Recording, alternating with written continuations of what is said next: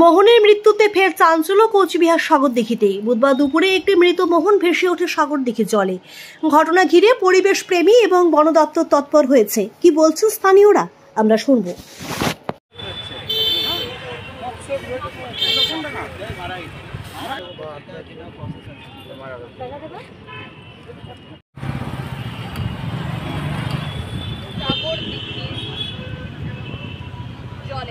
সাগরদিঘির জলে ফের মোহনের কিছু আর সেটাকে উদ্ধার করা হচ্ছে। হ্যাঁ, মানে কিছুদিন পরপরই এই ঘটনা ঘটে যাচ্ছে। আমাদের তো আমরা যারা পরিবেশ নিয়ে কাজ করি, পশু পাখি নিয়ে কাজ করি, তাদের কাছে এটা ভীষণ একটা মর্মান্তিক বিষয়। 2-3 বছর আগেও একইভাবে আমাদের ওই ট্যাঙ্কের ঘাটের ওই সংলগ্ন এলাকায় প্রায় 7খানা আমরা কচ্ছপ পেয়েছিলাম মৃত অবস্থায়। সেটাও বিভিন্ন রকম জল দূষণের কারণে হয়েছিল, অনিয়ন্ত্রিতভাবে গোবর দেওয়া এবং আরও বিভিন্ন কারণের জন্য 7খানা কচ্ছপ মৃত অবস্থায় পাওয়া গেছিলো।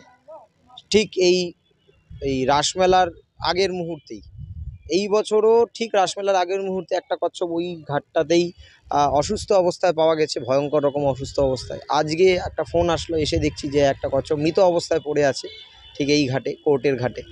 তো আমাদের কাছে অবশ্যই ভীষণ দুঃখের ব্যাপার। জানি না এই কাউন্টটা কত দূর পর্যন্ত যাবে। হ্যাঁ, কারণ এর আগের বছর আমরা 2-3 বছর আগে 7খানা কচ্ছপ মৃত অবস্থায় পেয়েছি, আর এই মুহূর্তে কোচবিহার বানেশ্বরেও একের পর এক কচ্ছপ অসুস্থ হয়ে মারা যাচ্ছে বিভিন্ন কারণের জন্য। তো অবশ্যই খুব খারাপ বিষয়। দেখুন, এই ব্যাপারটা তো পরিষ্কার করে বলা মুশকিল। আর ছট পুজো হলেই যে কচ্ছপ মারা যাবে বা না হলেই যে কচ্ছপ বেঁচে যাবে, এরকম কোনো ব্যাপার নেই আমার তাই মনে হয়। আমার মনে হয় যে কোনো পুকুরই সেইখানটায় যদি কোনো রকম রিচুয়ালস বা কিছু পালন করা হয়, সেটা সম্পূর্ণভাবে সঠিকভাবে করতে হবে, যাতে তার কোনো পুজোর সামগ্রী, তেল বা আরও যেমন আমাদের অনেক সময় প্রতিমা নিরঞ্জন হয়, সেগুলো যাতে জলে ভেসে না থাকে। আর বিভিন্ন যে প্রতিমাগুলো জলে নিরঞ্জন হয়, তাতেও কিন্তু ওই প্রতিমার গায়ে যে রঙগুলো থাকে, সেই রঙগুলো কিন্তু খুব হার্মফুল। তাতে কিন্তু বিভিন্ন জায়গায় কচ্ছপ এবং অন্যান্য আরও জলজ প্রাণীরা মারা।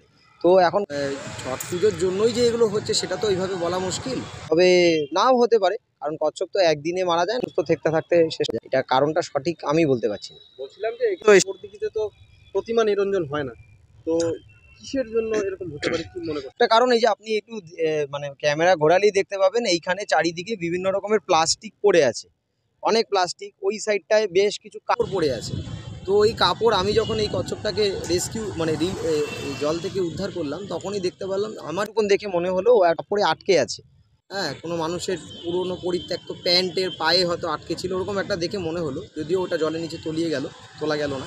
তো এটা একটা বড় কারণ। এর আগেও সাগরদিঘিতে একটা মানুষের পুরনো কাপড়ের প্যান্টের মধ্যে আটকে একটা কচ্ছপ মারা গেছে।